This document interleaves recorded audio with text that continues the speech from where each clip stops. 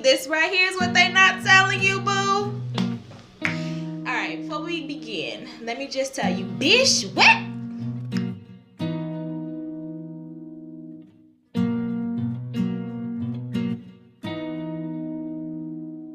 My mama lied to me. Hold up. Because your mama lied to you, your cousin mama lied to them, even your granddaddy and your daddy lied to you. And I'm going to tell you why. Because they lied and told us adulthood would be easy.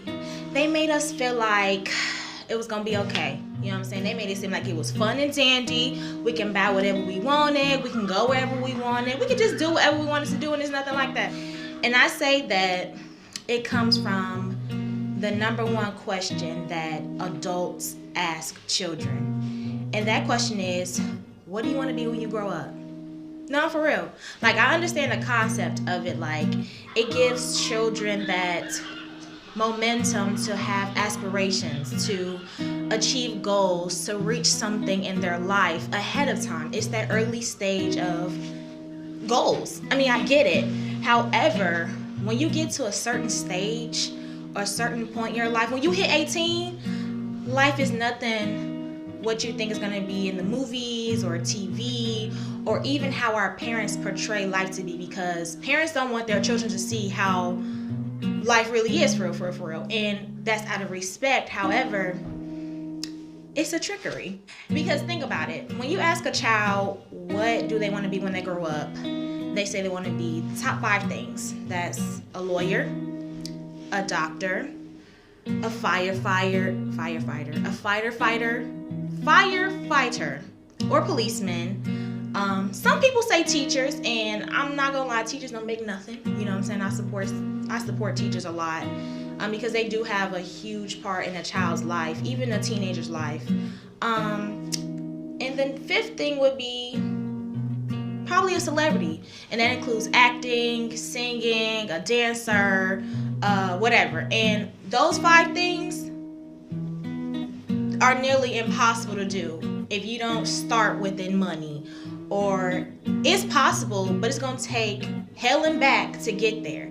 And what a lot of people don't know is you're going to fail 500,000 times, but you have to be willing to get back up, start over, and keep going. But the ultimate concept of those 5 things deal with money. It's not about what you want to be when you grow up. You're trying to tell your child to be something where the dollar sign gonna be high, to where they can live the life that they want to live and be okay with it. And there's nothing wrong with that. It really isn't. However, you're starting us off by thinking life gonna be easy, and it's not. So I'm gonna explain even more. When I was younger, I always said I wanted to be a teacher. You know, my mama bought me this little whiteboard, and I would play in my room, pretend like I was writing on the board, had a paper with an attendance sheet, check mark, doll number 1 is here, doll number 2 is here. When I got to middle school, I went to a private school, so they were strict. They made you want to start thinking about what you want to do early. And when I finally got to high school, we had what was called a senior project. And I don't know if high schoolers still do this, but again, I see the concept of importance that it has. However, all those bibliographies and autobiographies and research and mentorship and shadowing did a lot of justice. However, I'm not doing none of what I thought I wanted to do before. But if you think about it too, when you did those autobiographies and bibliographies, you also included the salary. And when it was time for me to go to college, when we were doing our touring or whatever like that, I thought I wanted to do theater.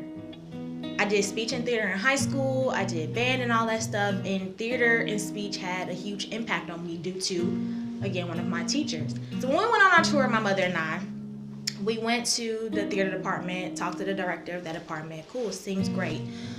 My mama told me, and I love you, mommy, please don't get me. I'm gonna tell you one thing, I'm grown. But anyway, we went and she told me, girl, make that your plan B. You wanna graduate with a degree that's gonna make sure you have a job when you graduate. Again, I understand that.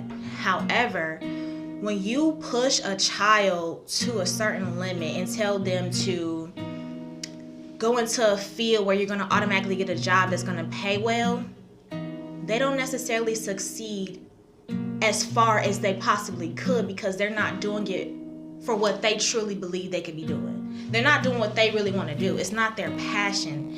They're doing it for the money.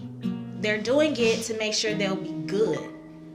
So, again, I'm not saying it's all bad. However, our mindsets are kind of shifted kind of the wrong way. So, for example, it took me 6.5 years to graduate. Some of it was due to money, and some of it was due because I just wasn't feeling it anymore. I thought I wanted to be a pediatric physician. I love A&T to death. I love my alma mater. But the biology department killed that dream for me. However, I feel like if I would have went into a field where I was completely passionate about it, where I wouldn't mind doing the work, I wouldn't have mind doing the 10-page papers, I wouldn't have mind doing the research for it, it wouldn't have felt like a job to me or school, I probably would have been a little bit more successful. And not saying I'm not successful right now, but I feel like I probably would have felt a little bit different than how I feel now. Now, don't get me wrong, my process has shaped me to be who I am today, and I do believe that everyone has a specific journey, a specific path, and their journey is their journey for a reason. But I do think that children should be asked the question what they want to be when they grow up and be realistic about it. Give them that opportunity to do what they truly think they want to do. That way, you're not wasting your money and putting yourself in $65,000 worth of debt like me. They will go out and do great things. I know people who went into the field that they wanted to go into and are fine. They're doing great. They're doing step-by-step processes, but they are happy. They are doing tremendous things, and I'm like, dang. And I'm gonna use another example. I have a line sister. I love her to death. I call her Swiss Thing. Her name is Kiera McCall, but we call her Swiss. She was an engineer major. This girl won scholarship. She had a 4-year scholarship, full ride. She done so many different programs, won so many different competitions, graduated, had a job waiting for her when she left. She started that job, worked for about 2 years, and quit because it really wasn't what she wanted to do. She thought she did. Even though she did great in school, poetry was her thing. So she left that job making good money, left, moved to New Orleans, and she's getting her master's in poetry. And she's happy. She like, man, I'm stressing out because, I'm doing a lot of work, but she's happy. She started her own branding, and that means more value to me than going after something to make sure you're going to have the money at the end of the day. So when I say our parents lied to us, I mean that they gave us kind of false hope, but they still kind of made us think in advance the way that we were supposed to think as a child to kind of prepare us for adulthood, but not fully. So my message to you is, whether you're in your mid-20s, your late 20s, your 30s, you're a seasoned adult, or even a high schooler, make sure that you're gearing yourself for something that you're truly passionate about. Don't worry about what your mama say. Don't worry about what your daddy say. Respect them, but just tell them, look, I know that this might get me here a little bit faster, but I'm not going to waste your money, and I'm not going to waste my money. That way, we'll all be happier, and I can probably help you out later in life because I'm going to be doing my thing, But don't kind of seek life for something that it's really not. Because you're going to make money. Shoot, I made money at a job that I hated, but I was miserable. And I'm making more money doing something that I kind of respect because it's at least in the field that I got a degree in, I'm still pushing towards my ultimate goal, which is being an inpatient pharmacist. However, I might not be on road A. I might be on road C, might have to jump to road E, but they all interconnect somehow, and I'll be back on road A to get to that finish line. So there's multiple routes to get to where you want to get to, and you just have to keep pushing. Just keep pushing. And I'm gonna leave you with this because this hit me hard. I always use stuff seasoned adults say, and I call them seasoned because if you're over 45 and up, you are a seasoned adult. And I say that because you are full of wisdom. Shoot, I'm ready to be a seasoned adult because I feel like every woman that turned 40 is living her best life. Like, people say you living your best life in your 20s, bro. I promise you, you not. Like, we having fun, we going on trips, we laughing, we kiki ha ha. But when you turn 40, everybody that turned 40, whether you was a male or female, switched up their whole lifestyle, okay? And it's like they done experienced enough stuff to know what's gonna happen, what's not gonna happen, how stuff go, how it's not gonna go, and they just say it is what it is. They gonna live life how they gonna live it. So when I say seasoned, I love you. I really do. My pastor, my seasoned adult wisdom person, he said, don't have a plan B. And I was like, hold up, player. Like, if plan A don't work out, I gotta have something to fall back on. Again, having a plan B and a plan C is good. But I agree with him. Have a plan A and stick with that. Because when you have a plan B, you're easily able to fall back and quit plan A because you got in your mind that I have something to fall back on. But if you just have a plan A and you stick with it, you're going to do everything in your power to get to where you want to be in life, to get to that goal, to do what you ultimately want to do. So when plan A don't work out, it's not like, oh, okay, well, I got plan B. When plan B don't work out, okay, I got plan C. But when you just got plan A, you're going to fall and bump your head 100,000,000 times. But you're going to keep going because that's your ultimate goal. So I think that should be a new concept that we teach our children. And even as somebody in their mid-20s, that's something I keep in the back of my mind. Don't have a plan B. Have a plan A. Keep it going. And if you do have a plan B, do what you want to do. Maybe that's something that, you want to do as a side job or a little hustle or whatever like that. That's cool. But never give up on your ultimate goal, because when you do that, you will reach it and you'll be far more happier than you will be going back on plan B or C, D, E, or F or G. Is that the correct order of ABCs? Yeah, whatever. That's my spiel to you. I mean, again, I understand the concept of asking a child, what do you want to be when you grow up? Oh my God, you will do that. You're going to be amazing. You're going to be a great doctor. Honey, listen, you might not be a doctor till you 40 years old. Shoot, med school, that's about 8 years. You got to go through undergrad, so that's 4 years plus 8. What's that, 12 years? Who trying to be in school for 12 years? And then some of those years are just your residency years. You're a doctor, but you're not your own individualized doctor. You're under somebody. So it's not as hyped up as you think it is. And my boyfriend's mom is a PA, a physician assistant. When I went to visit them in December, she was like, oh yeah, I have to take a class. It's about, she had to do like 40 articles. And I'm like, 40 articles, and there was questions on each article. What? It's like, yeah, you have to constantly renew your certification and stuff like that.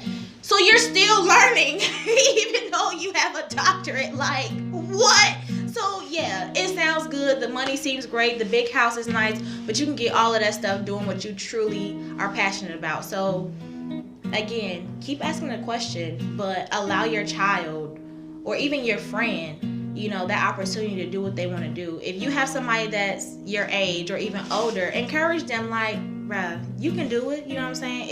It might be hard at first, but you can do it. We just need that encouragement, and we just need more realistic people. So again, I love you guys. Continue to support, continue to listen. Oh, I have proof. My friend Emil's son Jojo is here, so I'm gonna see what he says about what he want to be when he grow up. Jojo, come here. Okay guys, this is Jojo. Ain't he cute? Look at his eyeballs, they so pretty. Jojo, how old are you? I'm 4. You 4? So I'm gonna ask you a question. What do you want to be when you grow up? Have you thought about it? Glasses. You want to be, what'd you say? I have glasses. You want to wear glasses? Okay. When you get older, what kind of job do you want? Or a hammer. You want a hammer? you want to do like build stuff, like an architect. Ooh. The beast. The beach. No, I said the beast. The beast. Oh, the beast. Okay, what kind of job is that? So you want to be an actor? It's a game that he plays. Oh, it's a game. His daddy in the background, y'all. Okay. So you want to make games. Like you want to be the person, you create your own game like what you're playing now, and people play it? Maybe? Yes. Okay, that's cool. Okay, JoJo got a nice little job. Okay, they make a lot of money, Video JoJo. game developer. Yeah, a video game developer. That's cool, JoJo. When you do that, I'm gonna play your games, okay? Anyway. You gotta learn graphic design first. Yeah. Okay, yeah, graphic designers. Okay, so that's a lot of computer stuff, JoJo. You ready for all of that? Yes. Okay. So, Emil, you have to make sure that JoJo does what he really wants to do, and you can't stop him. We'll see. See? See? We'll see. See? Cause I ain't spend stacks before we go to college, and he changed his mind. And that's, oh my God, that's a valid point too. Maybe we need a part 2 to this video. See guys, that helps out a lot. So part 2 coming. Maybe I'll bring some people on to discuss this this concept of childhood and matriculation into adulthood. That's what it'll be called. Matriculating into adulthood. Is that what matriculating? Wow, I didn't know that. Alright guys, so until next time, thanks JoJo for being my little guest host. I love you guys. Of course, again, go support. Click the subscribe button. Go share with your friends, your family. And before you go, just remember, don't be afraid to live a little. Don't be afraid to laugh a little. And never be afraid to fart a little. Alright, until next time. Later.